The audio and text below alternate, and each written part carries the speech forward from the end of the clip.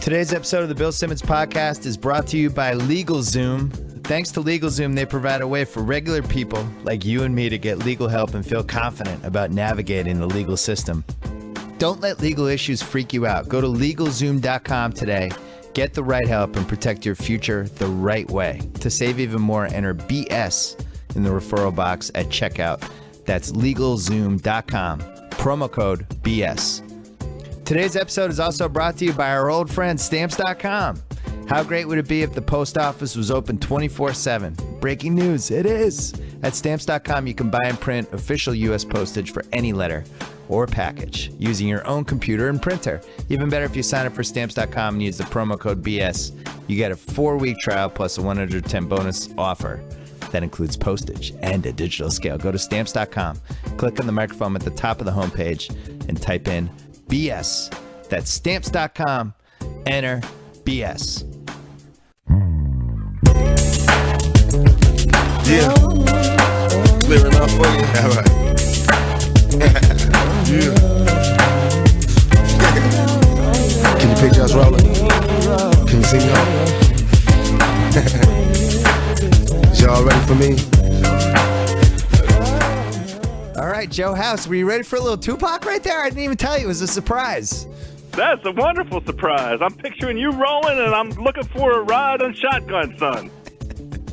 We're taping this on a Monday, but it's going to run on a Tuesday. If you missed it on Friday, House and I did Eastern Conference over-unders for the National Basketball Association, a podcast that also included me going 5-0 on my NFL best bets, by the way, House. What'd you do for curiosity's sake? I don't know. I think I'm... You don't know. I think like you I don't have know. one... Like you don't I know. had one team right. Like you don't know. Like you don't I know. had the Jets right. Yeah, well, I did well. I know that I'm not betting on any more London games. I am the alpha dog now in our NFL bet Friday thing. Yeah, so that's... Yeah. Take I'm it not back. going to Hey, you know what? Come back. quibble about format. Yeah, take the torch from me. Right now I'm holding it. All right, so I'm very excited for this because the NBA season, if you're listening to this podcast, that means the NBA season is starting tonight. It's starting tomorrow. Hey-o! Yeah, it's really starting tomorrow for us because we're taping this on a Monday. But Western Conference, so much more fun, so much more interesting, so much more exciting than the Eastern Conference. Did you feel good about our Eastern Conference pod? Any regrets? I was going to ask you whether there were any regrets. I looked long and hard again at the Milwaukee 45 that I need this season. I'm not going to say that I regret rolling with them, getting to the 45, but that one I feel like is going to be a struggle. And there's a lot of smart people looking at the Bulls. Zach Lowe really loves the Bulls this coming season. I'm not moved at all by the things that folks are saying about why the Bulls might be good this year. I stand by our Bulls pick. Me neither. And in fact, I did an impromptu AMA on Reddit on Saturday, and I was saying that, I thought I thought Billy Donovan had a chance to be good. And people were asking what the difference is between Fred Hoiberg taking over for Tibbs and Billy Donovan taking over for Scotty Brooks. And the difference is Tibbs was a top 7 coach, and Scott Brooks was a mediocre to below average coach who I thought really interfered with his team's success over the last few years with the weird lineups. And I just never felt like that team was well coached. So who knows? Maybe Donovan will be better than Scotty Brooks. Fred Hoiberg is not going to be better than Tom Thibodeau. I just don't believe it. Isn't it also fair to say that qualitatively Billy Donovan's slightly better resume than Fred Hoiberg? Yeah. I'm going to say it's very fair to say that. Yeah. My big regret from the Friday Eastern Conference over-unders was that I didn't ejaculate enough about the Boston Celtics. I wish I had just gotten a couple more. Couple more thrusts. And then I'm upset I didn't crap on Brooklyn more because it seems like people actually think they might be good. I wish I'd thrown some more feces their way. But more important, I thought we were too wishy-washy on Milwaukee. And I think definitively we have to decide how we feel about them right now before we do the West. I'm going to go under, and here's why. I think it was at 45 was the over-under. I think Brooklyn, so out of the teams that made the playoffs last year, Brooklyn's losing their spot. So now we really only have one spot open for Indiana and Miami. Miami, yeah. And I think Indiana and Miami are making the playoffs. So that means somebody else has to get bounced. And now I'm kind of talking myself into Milwaukee with the smoke up their ass thing. And maybe they go 42-40 or 43-39, but I'm giving their spot to Indiana or Miami because one of them's taking Brooklyn's spot. Is that fair? It's fair. I'm not going to try and argue. I'm going to stick with my over. You already had it as under. I'm sticking with my over. I know, but we were wishy-washy. Neither of us felt great about it. So I just wanted some definitive clarity. All right, Western Conference. We're going to go a little faster this time because some of these teams are pretty easy. Like, we're going through the divisions. We'll do the Pacific Division first. Golden State, champion last year. Over is 60.5. The only reason I can think the over would be 60.5 and not a little bit higher is the West is better. David Lee drop off to Jason Thompson. Maybe that's worth a win. They were really healthy last year. Maybe that's the reason. Yeah, maybe Vegas There's got to be some regression health-wise. Yeah, you think regression health-wise? We're already seeing with the coach. Like Steve Kerr had that back surgery. And then had a little spinal fluid leak and he isn't even ready to start the season. So that's going to hurt. That's a bad omen for them from an injury standpoint that their coach is already hurt. And by the way, if Steve Kerr is listening for some dumb reason, we wish you the best, Steve Kerr. We hope you get better. Well, but Kerr's going to be back. He hurt himself during the finals. So I think we're very close to the end of his rehab, aren't we? I wish he had talked to me before he got the surgery. That had to have been stress-related and sitting habits. I'm never a fan of back surgery unless you can't move unless you have it. Like I just feel like there's always better ways to get around it. Remember, that's a guy with significant miles playing the game of basketball. As an I'm adult. aware. When I was thinking about having surgery in 2004 on my back, and I just didn't want to go under the knife. I was trying to do everything I possibly could to avoid it, and I do think stress is a big part of it. It's just my little pet theory. Anyway. I don't see how this team is 7 wins worse, and I'm going over. I'm going over as well. The only other consideration I wonder about Harrison Barnes in a contract year, is that going to affect him? I like Jason Thompson as a backup to Bogut, and the annual Bogut risk concern, we'll just repeat it because that's what's on the template. So you have to repeat that when you talk about the Warriors. But I'm right there with you. 61. I love it. You know what else I like? Normally you'd worry about a little regression, little disease of me, all that stuff. Get a little satiated, got a taste of the title, drank champagne all summer. This team has not been respected for winning the title. Everyone's just moved on like somebody else is going to win this year. And I do think there's some nobody believes in us championship edition. Well, all that chatter about how lucky they were to get great. The run they got to the finals. And you were one of the people articulating that particular piece of luck, but yeah, I mean, you need luck every year. I still thought they were the best team, but Durant, if you just narrow it down to 3 things: Durant's feet, the Spurs not getting out of round 1 when that was the one team that would have given them the most trouble in a 7-game series, and then Kyrie and Love. Those are 3 sizable breaks. But I still think the Warriors would have won the title regardless. But those 3 breaks were pretty significant. I mean, you'd be hard pressed to go through the last 30 years of NBA history and finding 3 bigger than that. Like Durant breaking his feet, 3, and then 3 surgeries. Like that was crazy. All right, let's go to the Clippers.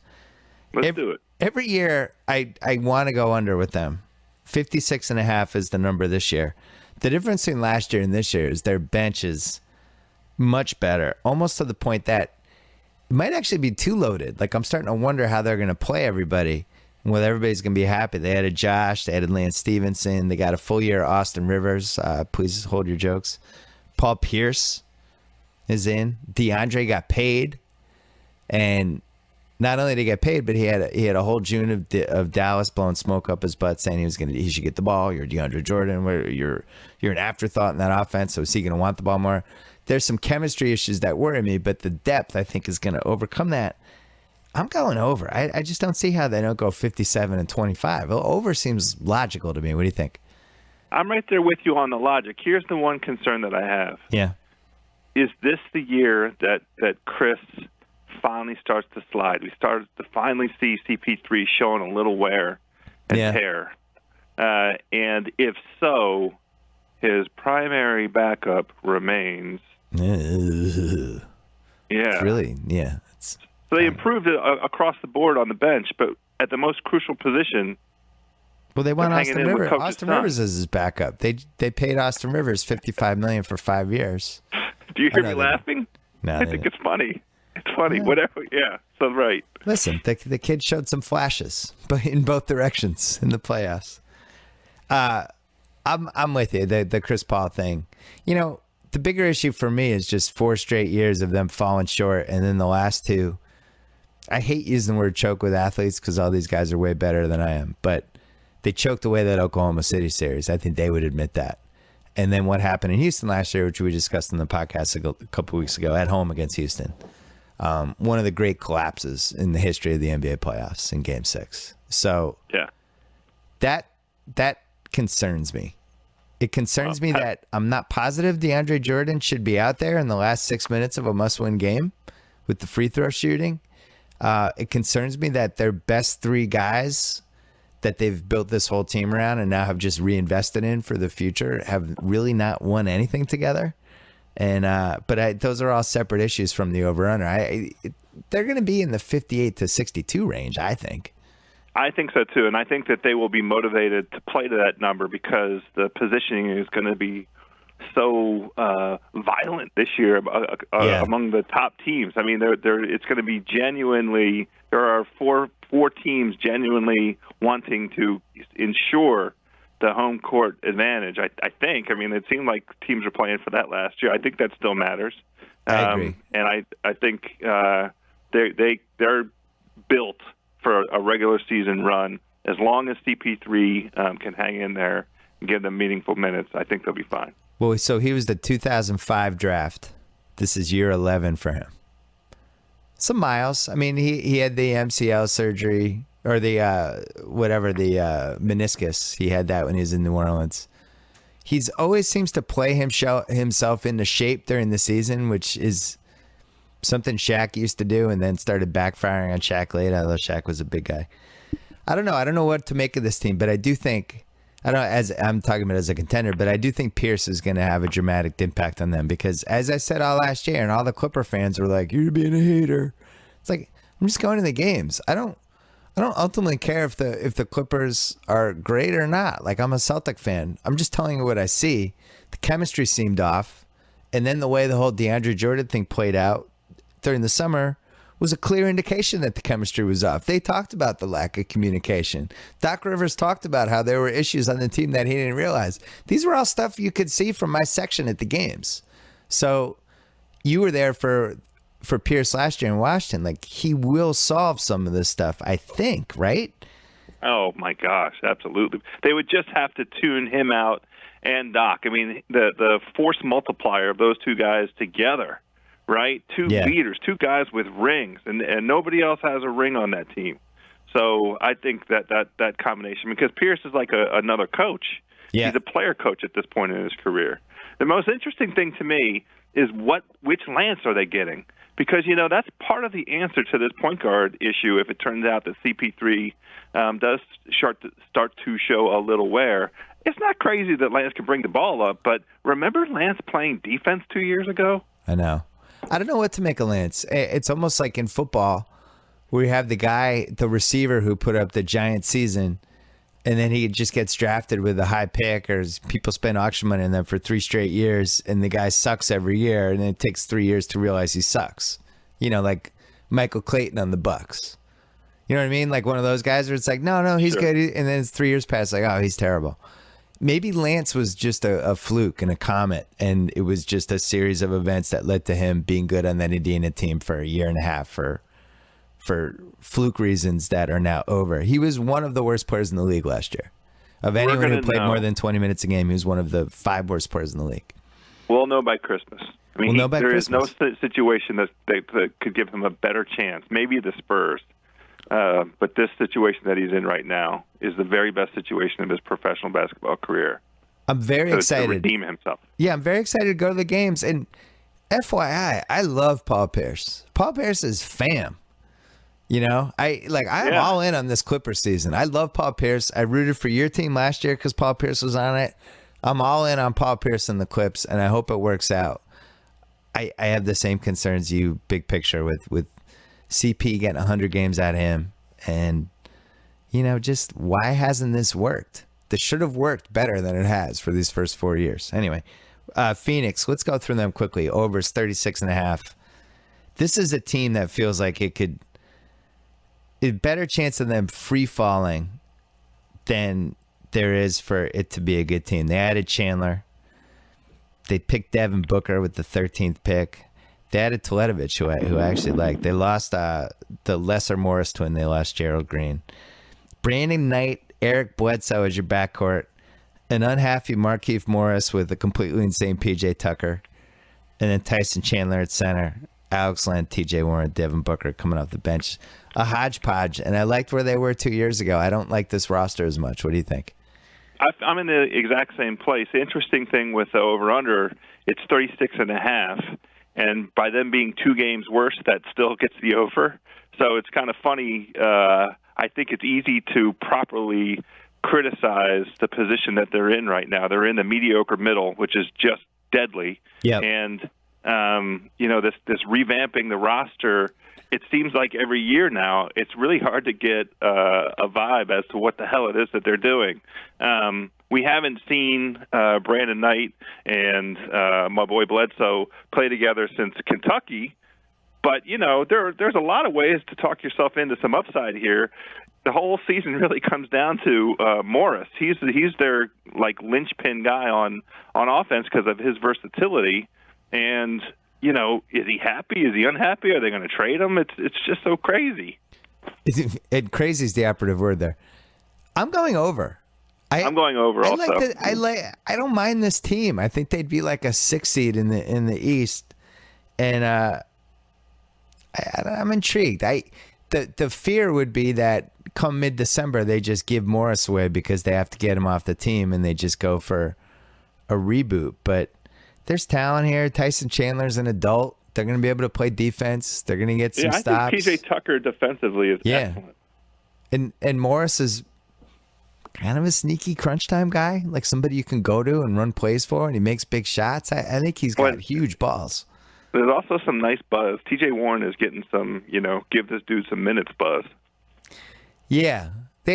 I wouldn't be shocked if they were a 45-win team. Hornacek was great 2 years ago, and he wasn't good last year, and I'm not sure why. Maybe the chemistry was off.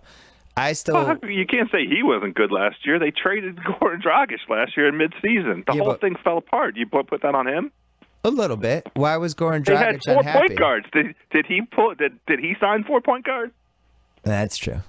It was the dumbest thing I've ever seen, by the way. It was really stupid. I was stupid enough to be like, oh, maybe this will work. And then Goran Dragic is guarding, Paul Pierce. It was like, what's going on? What is this? I just didn't like the Isaiah Thomas trade, and that one's never been properly explained to me. I love that guy. I mean, I'm glad the Celtics got him for really not much, but I just would have rather kept him and kept the Lakers pick and not spend all that money on Brandon Knight.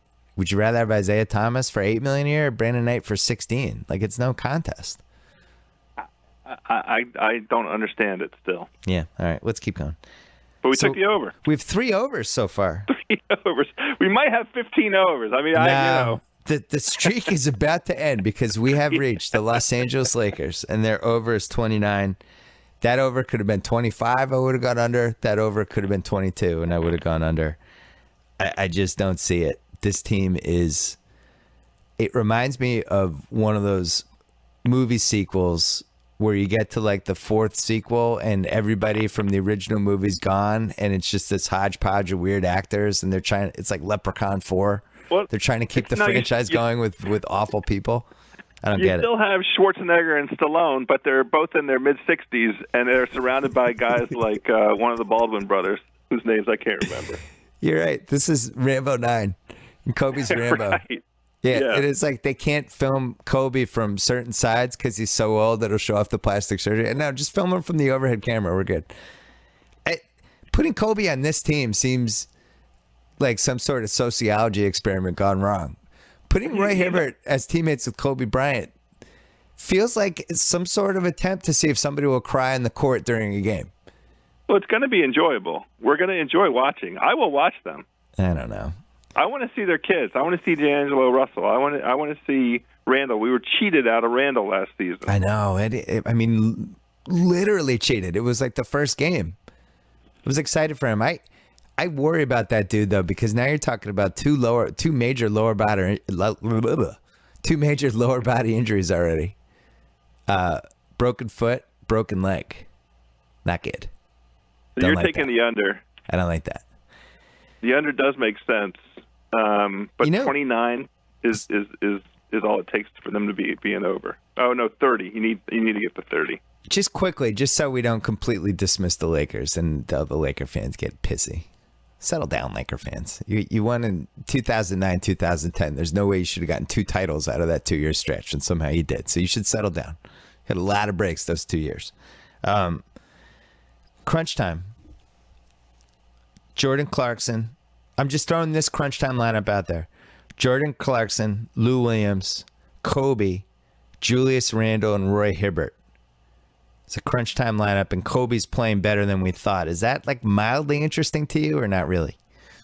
It's mildly interesting. I have one slight amendment. I think that this dude, Marcelo Huertas, who played, he's a 32-year-old vet from the Brazilian national team and played for one of the very good teams in Spain, FC Barcelona. I might switch out Clarkson for him. If they're really trying to win games, early in the season, I wouldn't be surprised at all to see the lineup you described, but with Huertas in there instead of Clarkson. There's one other. They have Brandon Bass, who I always thought was underrated on the Celtics. I couldn't believe a playoff team didn't trade for him last year. He's just an adult, and he makes 15-footers, and he plays defense, and he plays hard, and he's a good teammate, and so I just don't think the pieces fit, but I like some of the guys individually in that team. Speaking of the pieces not fitting, that brings us to the Sacramento Kings. Well, wait a second. Did we both take the under? Oh yeah. And that's. I think they're going to win exactly 29, which counts as a push. Oh, you're insane. But no, I'm not. I'm just saying we're both taking the under. I just wanted to confirm. Under. Under. I have under in all caps, and then I bolded the U in the under just to and made it flash. Sacramento's 33. They lost Nick Stauskas, Jason Thompson, Carl Landry, and Ray McCallum, who they gave away to the Spurs inexplicably. Will probably end up being a really good Spur. They added Rajon Rondo, Willie Cauley-Stein, Costa Koufos, Marco Bellinelli, and best-selling author Caron Butler. So I don't know what to make of this team. It doesn't seem like really anybody can shoot other than Bellinelli and Ben McLemore from the outside. Rudy Gay maybe from 17 feet. If you weren't looking at the mountain of Sloan Conference evidence, that's actually you want him to shoot from 17 feet. Willie Cauley-Stein and Rondo are 2 of the most shot challenge guys in the league. I don't know how you play them together. On the bright side, they have Boogie Cousins, who's probably a top 11 NBA player at this point, and they have guys who can create shots. And George Karl, you're heavy breathing again. Watch the heavy breathing. Got a lot of comments about your heavy breathing last time. The only time when I'm talking, just move your phone away from your mouth, you dumbass.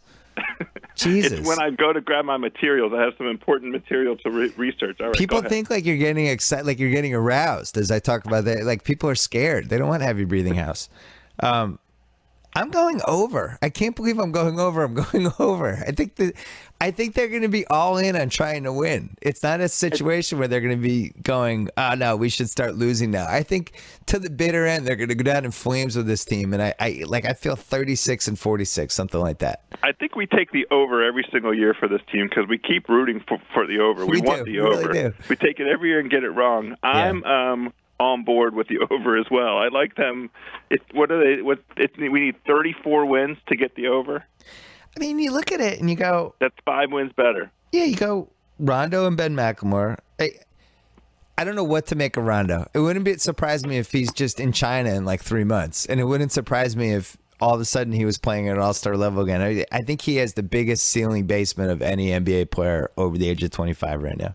But do we agree that if anybody doesn't get through to him, it'll be Coach Karl? Get through to him meaning he'll end up in jail? Get through to him meaning he'll retire from basketball at age 29? Coach Karl has a great resume of being a good mentor to complicated point guards. All right, I'm flipping that argument around because they used to say that stuff about Larry Brown too, and I think as people get older and crankier, that quality of I can reach talented people, you just start being an asshole to them. Do we think George Karl is crankier? We think George Karl is going to be an asshole? Oh, I think he's super cranky. I think he's like sending breakfasts back because the hash browns aren't cooked enough. I think he's in that stage of his life. He's like, I told you, crispy bacon. Put this back on. Yeah, I think he's in that stage. Well, that's going to be a bad fit because there are the starters, God bless them, on NBA TV and NBA.com did 72 questions entering the season. Yeah. The Kings have 172. They have 572 questions entering this season. It's, and the other thing is, there's some I could see George Karl just playing Collison in crunch time, and that makes sense. Messing with Rondo and Rondo being a dick, and oh man, that doesn't mess with Rondo. We haven't even why mentioned. Why wouldn't Rondo accept that role? Are you kidding? Rondo thought he was going to get paid $100 million last summer. I can't even say it with a straight face. That might have been, yeah. Well, okay, he's not accepting his role. You and I played basketball for most of our lives. If you put enough crazy people on a basketball team, it's never going to go well. It's just not. It's not going to go well. And there's crazy people on this team. Crazy people I love. I think Boogie Cousins would fall under the definition of lovable basketball crazy. I love Boogie Cousins. I root for him as much as any non-Celtic. I want him to be in a good basketball situation. I don't blame him for any of this. He's had 5 coaches and 17 GMs and 2 owners who are both incompetent. The Maloofs were incompetent. Vivek seems like he might be incompetent. This guy's never had a fair chance to be in a good team. And I hope it works out for him. But I do think that if this team is 7-23, at the end of December, he's going to push for a trade. That's it. He's getting out of there. Don't you think? Oh, I absolutely expect that. They're better than that, though. They're not going to go 7-23. No, they're not. Unless They'll somebody play gets hard. hurt. It's really hard to go less than 500 with Boogie Cousins on your team when you have to double team him. There's no way to play the Kings without double teaming him. Right, Boogie got his taste last year. He made it onto the national stage. His first season as an All-Star. He knows he's a Team USA cornerstone. He got all that time in the last 18 months with Team USA. I like the direction of Boogie's maturity. And, this is a team where the owner is out of his mind and gloriously incompetent. Yeah. But they're trying to win. I like that. Gloriously incompetent should be the new Kings blog. Yeah, I was over at Glorious Incompetent today. They had an interview with Marco Bellinelli. Stauskas? The best part is when Stauskas is making 4 threes a game for that terrible Sixers team. He's going to, too. Count on it. Chen and I had our Super League draft last night. He was there, and I was helping by text. It's one of my favorite random nights where I'm just helping him, where we're just texting each other the whole night as guys come up. And one of the best parts, Chen, he was involved with Jeremy Lin once upon a time. They're still buddies, and some of the guys in that draft. So Jeremy Lin always has value that skews way higher. Like Jeremy Lin is treated like he's Chris Paul in this league. But we went big on Paul George. That was our we drafted him like in the second round. It's $17 million. I was excited about that. Well done. Yeah. Congrats. And he's awesome. I love Paul George. We had the 8th pick in the first round, and we took Hazonia. Not as much because it made sense, but just because neither of us could live in a world where he wasn't on our team. You had the what pick in the what round and took Hazonia? Well, everyone has 3 keepers, right? So then when it's an actual draft, you make picks, and it's like the low salary guys are the most important guys, right? It's like people like Okafor and people like that. And we got Justice Winslow in the 3rd round, which gave me a big boner. Sure. And we our 3 protections were Vucevic, $11 million, Marcus Smart, and then somebody else who's really good. Oh, Gobert. We have the best guy in the league, Gobert. Oh, wow. Yeah, we have Gobert at like $1 million, and all he does is blocks and get rebound. Anyway, I wrote a column on. You'll check it out in the Grantland archives if you Google it. about this salary cap basketball league, and it's the greatest idea of all time, and I love it, and it's fantastic. And Kobe Bryant I'm was still not waiting drafted. for my invite. Yeah. Well, Chris we Chan. got to start our quick break for our friends at HBO, the place that was kind enough to give me my own television show that launches next spring. If you go to HBO now, download the free app, you get a month for free, and you get everything HBO has done. You don't need cable. You don't need satellite. You know what's cool, though? You go to that site, and it's basically a library for the last 35 plus years of HBO content. Pretty much every series they've done. All kinds of movies. Some of the great HBO movies they've done. I would recommend The Late Shift, and I would recommend And the Band Played On from the 90s. Two of my favorite TV movies ever. Those are like buried in the HBO Now archives, and all the comedy they've done. Amy Schumer's special, which I really enjoy. She makes me laugh. Some of the sports stuff, documentaries. It's all there. Go check it out. HBO. It's an amazing app. It's really 35 years of television history. If you want to catch up on The Sopranos, just do it. Go to the HBO Now app and watch whatever you want. Curb Your Enthusiasm. My favorite. I've decided that's my favorite comedy ever. But yeah, you get that. Whole bunch of stuff. HBO Now, the app. HBO. Thank you for letting me do this. And now back to NBA over-unders. San Antonio, their over is 58.5. You know what they did with their team. We're in on them to win the title at 10-1. They added LaMarcus Aldridge and David West. They lost Splitter, which I think it matters a little bit. It doesn't not matter that they don't have Splitter on this team. And they lost Bellinelli, who was their irrational confidence perimeter guy. But I like this team more as a playoff team than a regular season team. I went under for 58.5. I just don't think they care about the regular season. I think it's going to take a couple months for them to figure out, hey, how do we play Aldridge and Duncan at the same time? How do we make David West happy? Who's going to be our Bellinelli irrational confidence guy off the bench? Like, is Parker still an elite point guard? Like, these are things that I think they're going to figure out in October, November, December, January, and it's going to hurt the over-under. I'm going under. We're both going under. Should we make it a lock? I made it or is a that lock. too disrespectful? I made it a lock. Oh, you made it a lock. It's I did. a lock. It's a lock. That is a lock. We're in lockstep agreement. All right, let's move on. Unless you have anything interesting to say about the Spurs at this point, let's move on. Yeah, the only thing that I want to comment on, I was hearing bad things about Tony Parker over the summer.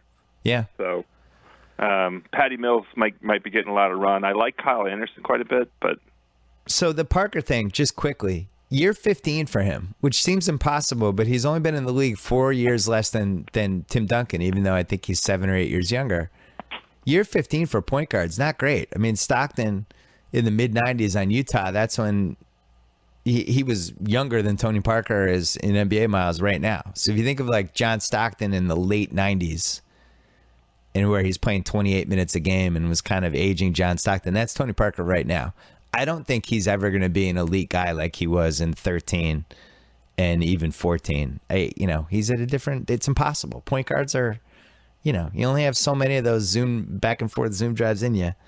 And I'm also a tiny bit worried about Aldridge the first couple of months. I think it'll be fine. Eventually they'll figure it out. But, he's an isolation guy. It's going to be a little weird with him and Duncan. They got to figure that out. I just don't see them coming out of the gate and going 30-2. No way. Yeah, and the thing about them, they don't really care that much. It doesn't seem about position. Like they're okay with going on the road. It didn't work out last year, but they just get to the playoffs and do their thing. Yeah, so we've managed to disrespect them and massage them at the same time because we have under for regular season wins, and yet we have them to win the title. So I'm proud of how we played the fence on that.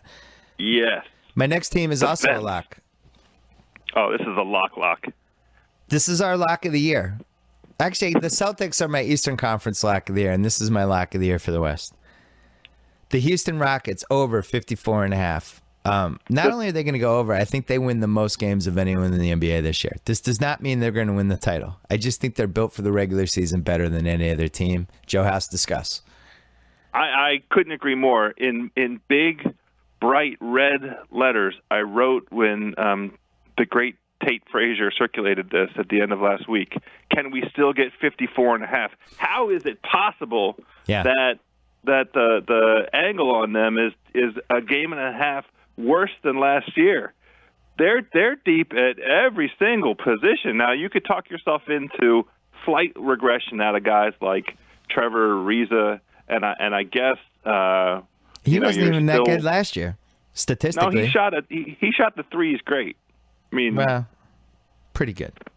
Yeah, you could say some, that you have some concerns about Dwight Howard's health.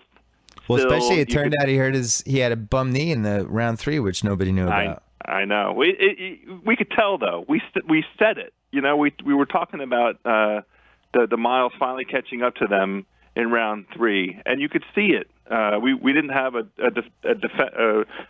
injury prognosis at that moment, but he was injured. We knew it. So those are the things that you point to and say, let's take a little bit of the bloom off the rose. But I love the depth on this team. The Ty Lawson thing was, to me, 1A to the Aldridge signing. Aldridge was the number 1 best signing in the offseason. Right. Ty Lawson right there as 1A.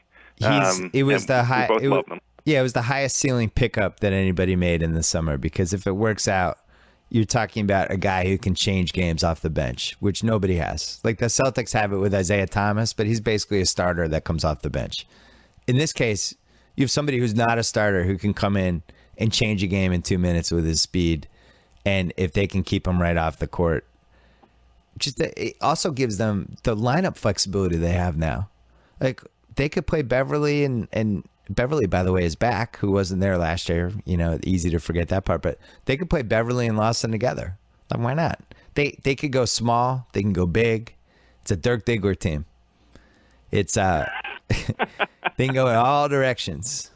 They can make love fast. They can make love slow. Just tell me how you want me to do it, Jack.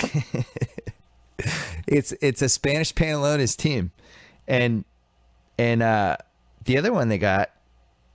So Harrell, I think, could be a rebounder. Now, who knows why he fell that late? Maybe there's some personality concerns about him. But they got Marcus Thornton. Don't laugh. Marcus Thornton's on this team, last time I checked. I'm not laughing. I like him in the right situation, in the right context. I watched him last year, and at least 10 different times my dad and I had conversations about, is Marcus Thornton kind of somebody who should be on a playoff team as a guy off the bench who takes over games for 4 minutes at a time? Like he can do stuff like that. So I like the depth. They got Harden. Harden got away from Khloe Kardashian in time for the season.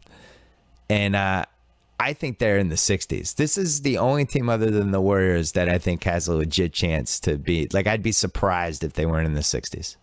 So the only thing that I'm going to throw a little water on it, if I was inclined to do so, please do, would be I liked Nate Duncan and Daniel Rowe did the Real GM guys did a over-under thing a little while ago. They talked about the point differential last year being appropriate for a team and winning kind of low 50s, and so they were slightly lucky to win the 56 that they did. So it'll be really interesting to see, to me, how that point differential kind of plays out over the first, let's say, 25 games. Are they going to be blowing teams out? Are they going to be shooting the ball terrifically? Is Harden going to get to the line as many times? I don't have any reason to think that any of these things won't happen. Yeah. But it will kind of chart the course for us. We'll be able to watch it as it's sort of developing. And I genuinely like Monty Eunice as a guy coming off the bench, a big guy. And he was hurt last year. Josh Smith basically got his minutes. He's better than Josh Smith. Like, just point blank, that guy can affect games in different ways better than he can. And the other thing we forgot to mention, they're built for a December trade once all their contracts kind of lay in. And I really think this is a Markieff Morris destination.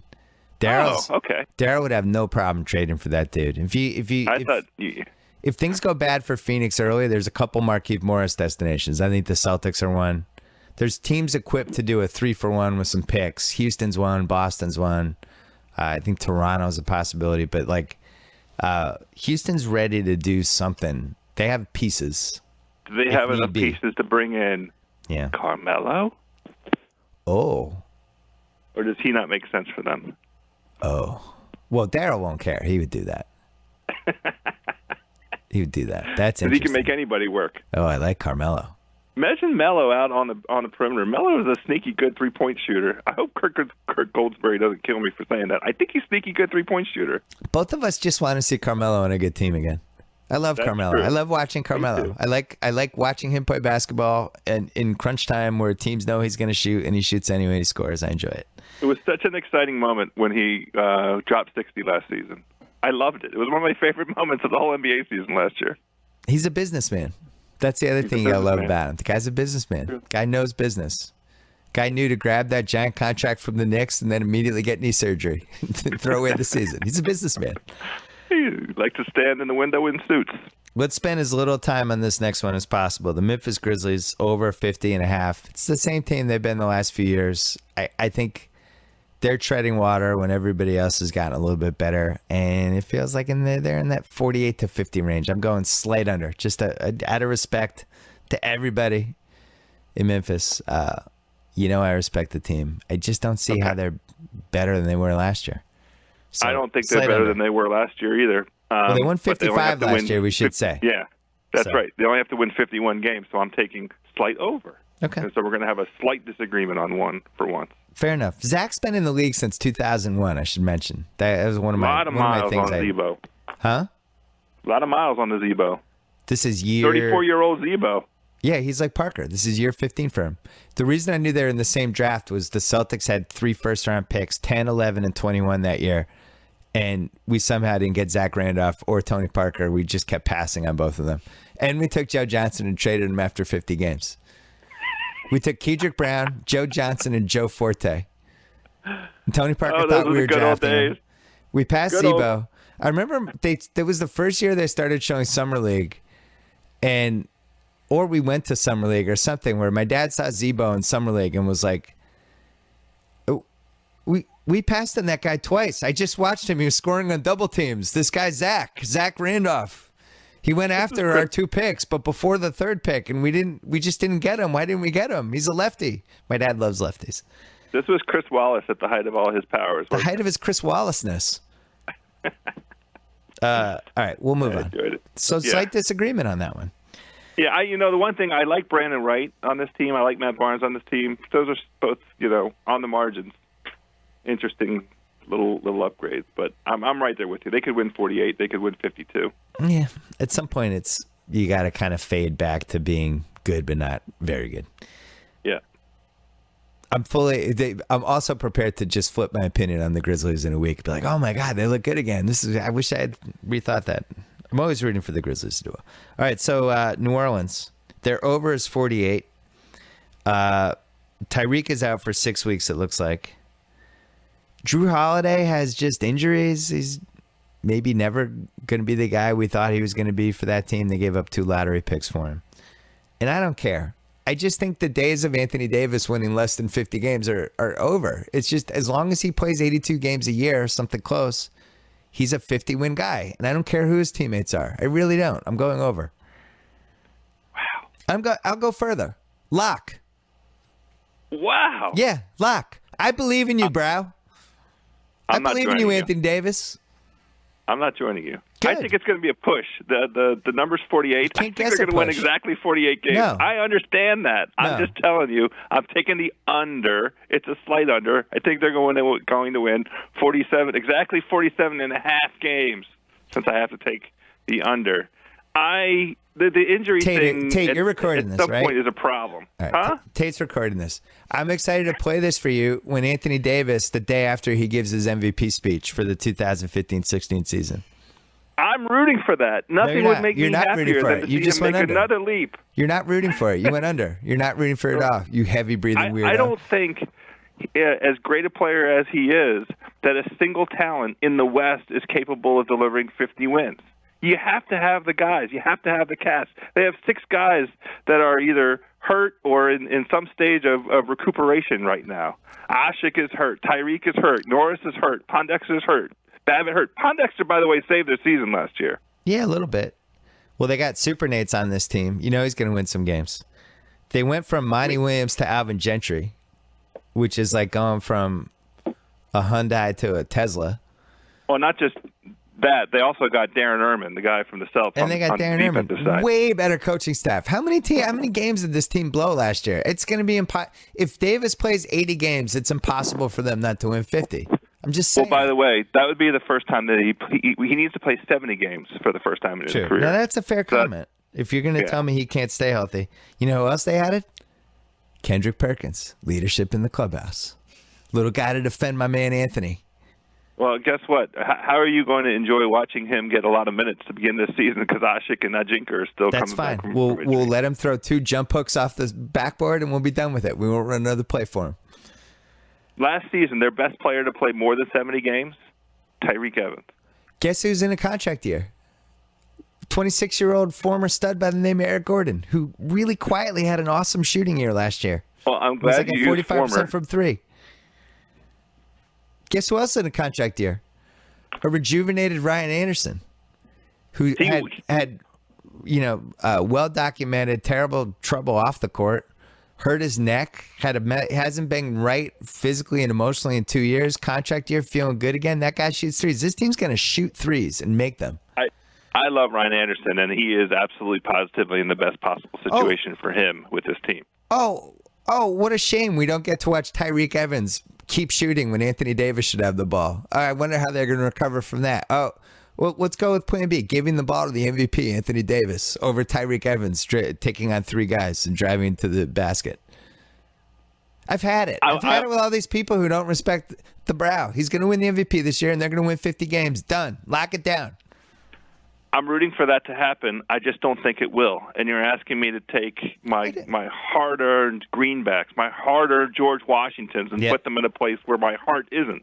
And I'm not going to do it. I'm taking a slight under on 48. Well, actually, a better move than betting the over would just be to bet Davis to win MVP, which I'm not allowed to do because I think I still have a vote.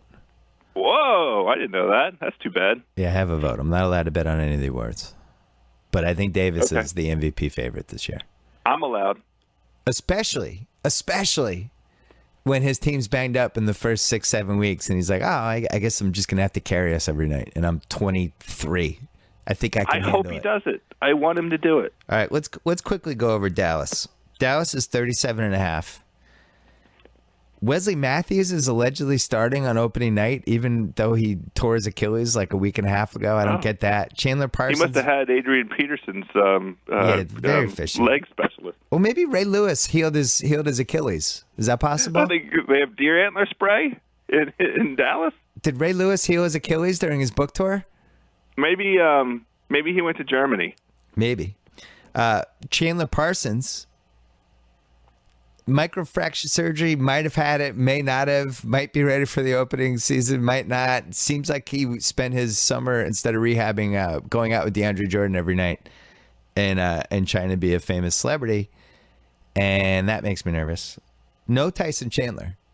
Not that he was Bill Russell last year. By the way, why is Mark Cuban so disrespectful towards Tyson? All Tyson's done is bring him W's. I'll go the other way. Why are teams always so happy to get rid of Tyson Chandler? Are teams really happy to get rid of him? All he does is seems like he gets passed around a little bit. Yeah. The Knicks were certainly delighted to get rid of him. So they lost Monte Ellis, who made a lot of big shots for them. They lost Jay Crowder in the Rondo trade, who turned out to be just better than Rondo straight up.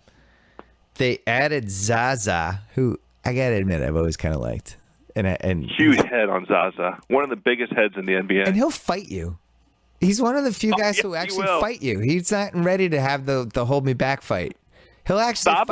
That's who Thabo wished he had next to him when they were up in New York at the club last April. That's true. Instead of Pero Antic, who looks tougher than Zaza. But if Zaza was there, those cops aren't breaking Tabo's leg.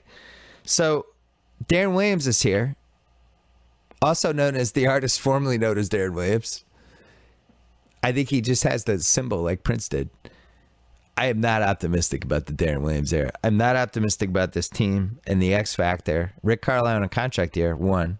2, Celtics get their pick unless it's in the top 7. So if Dallas is going to the lottery, that's the most interesting thing about this team. Yeah, so Dallas has to decide in the first 5 weeks if they're going for that top 7 pick or not. Because once we stretch past December, it's going to be too late. There's too many bad teams. So well, what do you here's think? my view.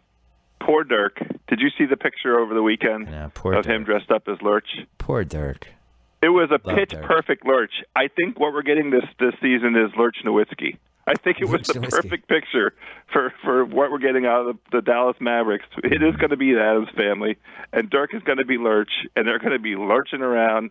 And I honestly think that notwithstanding all the criticism they heaped upon the Golden State Warriors for tanking 2 years ago, this team is going to tank this year. And so I like them very much as an under. Very unfair that they spent their whole summer, their cap space. They basically just put all their chips on the DeAndre Jordan table. And then the table got overturned during a riot after a Mike Tyson fight. And it's not fair to the players. It's the system that the owners have brought. Yeah, the security cameras, they can't find the chips. They're just gone. And that was it. There was no plan B, and they were too far down the road with that. And, they shouldn't be good. They shouldn't be good. That's the point. And how do we Are we know both in agreement on an under? Oh, we're way under. We're way under. They'd be crazy to try to make the playoff. What are they going to try to make the playoffs this year? What are they going to win the title? You got to keep that pick. Got to keep the pick. That's the most important thing. I would keep all these guys fresh and healthy, and I would win 19 games. And if any team has bought collateral with their fans over the last 15 years, it's Cuban and Dallas. Is this a lock? No, because they might be. They're so competitive between Carlisle and Cuban, they might actually just try to go for the playoff spot. They did it. They've done it before. And it would be the honorable thing to do for Lurch Nowitzki. Is it possible he sold his soul in 2011 in the finals? Who? Dirk. Cuban? No, Dirk Nowitzki. No, Dirk didn't do anything wrong in those finals. Soul? Somebody sold their soul. I think it was Cuban because he immediately dismantled the team. Dirk went and played for Germany, which was a huge mistake, and there was a lockout. Yeah. A series of events that suggest that the lockout wasn't related to it, but nobody wanted Dallas to be honored as a league champ. I wanted it. I really enjoyed that finals. I loved it. They beat a team with LeBron and Wade in their primes. It's to this day it remains stunning. It's one of the most stunning things I've ever sat in a basketball arena and witnessed. Not just that they won, but that LeBron, you could literally see his brain breaking during that finals. Like, they broke his brain. He turned into, and the usage rate backs it up, and all like the advanced stats, like, he was afraid to play basketball. They broke his brain. He did not know what to do. He could not solve whatever they were doing. He just could not figure it out. They were defending him with J.J. Barea in the low post. They broke his brain. He didn't know what to do against J.J. Barea in the low post. It was amazing. Amazing 3 games in Dallas. I will never forget. All right, Northwest Division, sorry. Northwest, yeah. OKC is 57.5. Seems low. You have every reason to think they're going to hit it. They should be loaded, locked and loaded. Should be a great team. I'd like to see Durant play 20 games before I made this a lock. I'm going over, but I'm not I hear what you're saying. I know what you mean. I'd like to. Well, didn't we? He just played 7 games, 6 games. Yeah, I'd like to. Let's get to Thanksgiving where he's running around fresh as a daisy, and then I'll feel good about a lock here. Okay, we're both taking the over though. Yeah, this team's loaded, and they're awesome, and a coaching upgrade. We think. Just seems like it. I think this team in Houston are our 2 best bets to lead the league in wins. I totally agree with that. They are going to be. This is the forgot about Dre team. I mean, yeah, these guys are like, remember us? They could win 65 or 66 games. Yes, and the other thing, now that Ibaka's back, I really liked when Kanter and Ibaka played together. I think Kanter is really limited and is an offense-only guy and has to be protected with a shot blocker. It's the only way he's redeemable. But him and Ibaka together was great. They were like yin and yang. It was awesome. And they just have wrinkles. They have things. My fear with them is Westbrook was in, if we're going down in flames, we're going down in flames with me shooting mode last year, and really became just, for lack of a better word, a maniac. Like an over-competitive maniac. And I don't know, can you now channel that this year? That's a lack of institutional control. That's an indictment of the franchise. That's not an indictment of Wesley. Well, the team allowed itself to be hurt in that way. You who's in charge there? You don't just let the guy, every time he touches the ball, decide the fate of every single offensive possession. You can't run a successful team that way. Well, and he was also I think I've heard he's an awesome teammate. I think he's a great guy off the court. I actually think he wasn't a great teammate during that last 30 games. Not just the hogging the ball stuff, but I thought he affected the other guys in the team. Like they were scared to let him down, which is not what you want. Reggie Jackson certainly agrees with that. Yeah, it was a weird vibe, and to say that he didn't contribute it would not be honest. And I hope he learned from that, because I don't think that's who he is. I think what really happened was he couldn't believe that Durant went down and Ibaka went down. I think he snapped. And I don't think he had a good coaching infrastructure in place and somebody to just show him game tapes and be like, this is really bad when you yell at Enes Kanter on the court. And this is bad when you stink eye this guy because he dropped your pass. Like, you can't do this stuff. So I'm fascinated to watch what happens with this team. And I have no idea how it's going to play out, because we don't know if Durant's going to be able to play 100 games. We just don't. I'm rooting for it. I honestly think also, Zach wrote this in his 35 crazy things for the season, that he's going to do a 1-year extension. Me too. I'm down with that. The economics make the most sense well, for also, that. So it's going to pop that balloon of, KD to DC and all that other silly stuff. Well, it also allows him and Westbrook to leave together. That's the other part. And Ibaka's on the same cycle. Yeah. Same cycle. Sounds like you're talking about girls in college. Or PEDs. What? Oh, come on. Stop it. No, we don't think that OKC's on PEDs. We have other candidates for PEDs. They're not on my list. They're not on my list either. Yeah. Maybe they should start. Maybe that would stop the injuries. Little HGH never hurt. Do they even have the guy PEDs? Whose initials are begin with an L. Do they have PEDs in Oklahoma? They have them everywhere. Okay, good. Can you order them online? Good. Utah, over 42. This is this year's champion of getting the most smoke blown up their ass for a young team that's never done anything. Everybody has this team making a gigantic leap. And meanwhile, I keep looking at their point guards. This is it. I keep seeing Trey Burke, who was just abysmal last year. I keep seeing Alec Burks, who's coming off major knee surgery, and I don't really see anyone else. Dante Exum. Oh no, he's out for the year. Yeah. I don't honestly get it. I don't get it. Their point guard is not on the team right now. It's like here in Washington, where you say, who's the franchise quarterback for the Washington DC Grudens? You say, well, he's not on the team. I don't know who it's going to be. He's coming. The same is true of point guard for the Utah Jazz. I'm going under. So am I. Not a lock. They remind me of Phoenix last year. Where, I honestly don't think they're going to make the playoffs. No. I think they're going to be where Sacramento is. They'll be right, and maybe Phoenix will be above both of them. I don't see. Nobody's been able to explain to me why Utah, Sacramento, and Phoenix aren't grouped together as the teams that aren't going to make the playoffs, but can be a little frisky under the right circumstances. Seems like the destinies of all three of those. Yeah, what's crazy is by making those three teams kind of on the bubble, on the fringe like that, we're putting Dallas back into the playoffs. No, because Oklahoma City's taking somebody's spot. Oh, okay. Yeah. That's it. Dallas is out. OKC's in. There's your playoff picture. That's it. Okay, Utah. You're not making the playoffs. Sorry. Good luck. Good luck with the Stifle Tower. I love. It's going to be enjoyable to watch them, except for Trey Burke brick bomb. Yeah. The bottom line is, other than that, it'll be fun to watch him. I thought he was going to be a good pro, and he just can't shoot. And it's like, that's it. He just can't make shots. He has one talent. He shot 38% last year on spot-up threes. But how's he going to get a spot-up three? Who's bringing the ball up and passing it to him so he can stand and catch it and shoot it? I don't get it with this team, and I don't get the smoke. I got the smoke with Milwaukee a little bit. It made more sense, but not with this team.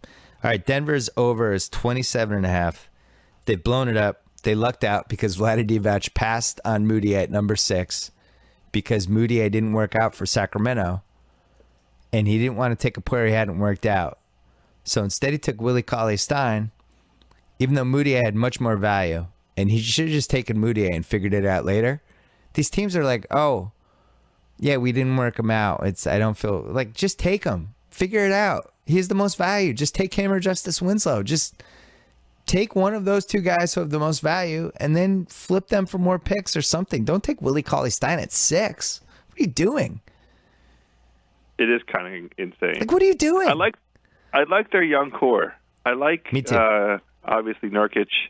I really like, I think Mudiay is going to be pretty interesting. I mean, he played professional basketball last year.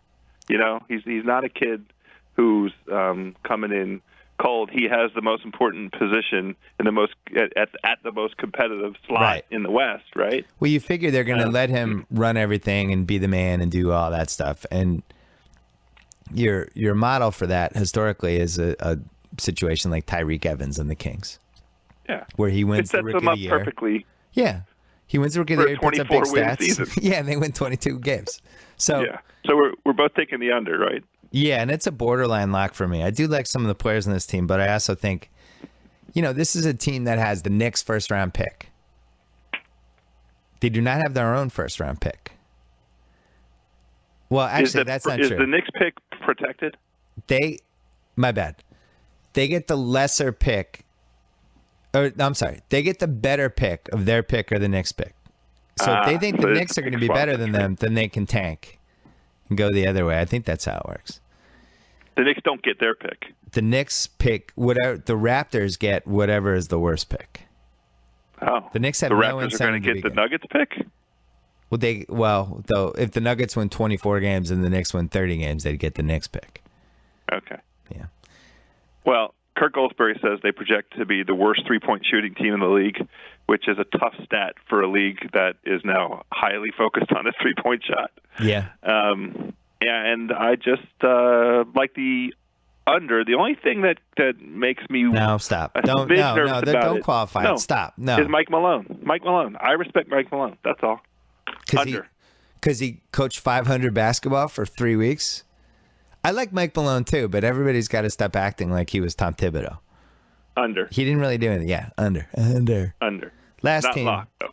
The Timberwolves of Minnesota. The over is 26 and a half, and we were taping this one day after news came out about Flip Saunders, which I got to say I'm not surprised by much these days on Twitter or anywhere, and I was just aghast. I couldn't believe it. I had no idea it was that bad. Then it comes out he was in a coma for 6 weeks, which they hid really well from everybody. But God, what a terrible story. I feel really bad. Condolences to Minnesota and Flip and everybody. What a bummer. I know. He did a really credible job here in Washington with perhaps the most insane situation in the last 20 years in the NBA. Yeah. And he deserves all of the credit that he is getting now and has received in the past for being such a creative offensive mind. I loved watching those Pistons teams. And what he did in terms of delivering Minnesota from irrelevant and unknown onto the national stage, that's a true accomplishment. That's a legit legacy. I can't believe how well he did in Minnesota, because the track record of like first coach GM and then second, like just why is this guy running out? And then the Wiggins Love trade is one of the great trades of the century. It really is. And what an unbelievable trade for them. It completely changed their future for the next 15 years. A guy who's been around for so long still having a fastball. Think about the league that KG came into and how it was still a pretty unknown kind of quantity for a high school kid to jump straight into the league the way KG did. Yeah. And the success that he got out of KG. Well, I like the over for this team even before, they had a real purpose now, and it'd be really, I just can't imagine they're going to, not that they would have anyway, but I'm sure they're going to dedicate this season to him. It was obvious from reading all the stuff in the papers the last 24 hours that everybody had real affection for this guy, and not like when they're trying to pretend they do in sports, but you can kind of read between the lines and see they're just being nice. Like, this was somebody that affected a lot of people's lives. And just seems like I could see them kind of galvanizing around this whole thing. I also think Rubio, but been waiting for the career year for him for a while, and if it's ever happening, it's this year. I like Rubio this year. You need the 70-game year out of Rubio. That would be a career year. Well, yeah, and it's also the kind of team that makes sense for him, right? You got athletes now. You have Towns, and you have Wiggins, and you have Dang. People can run the floor with him. Kind of do stuff. I really like. I like the over. I like KG as a player coach also. That really does help that Sam Mitchell situation, which I'm not that fond of. I think they have young talent sufficient to get to around 30 wins. I'm going to go over also because I want to be positive about this team. I was going over anyway. I think Towns and Wiggins are young and talented and are going to be bringing it every night, and that's part of it. The only reason to take the under is they're not really incented to go win 30 games. They should go get another top 5 pick. That's the best angle for them. Yeah, that's but the best move for them. It's tough though when you have Towns and Wiggins to tell those guys aren't going to turn it off. Well, KG's not going to let them. Then KG's not going to let them. But I think Towns and Wiggins, I don't know. I think Wiggins. I was asked this question in the Reddit AMA I did. I think Wiggins out of anyone right now over the next 2 years has a chance to be a superstar who's not a superstar yet.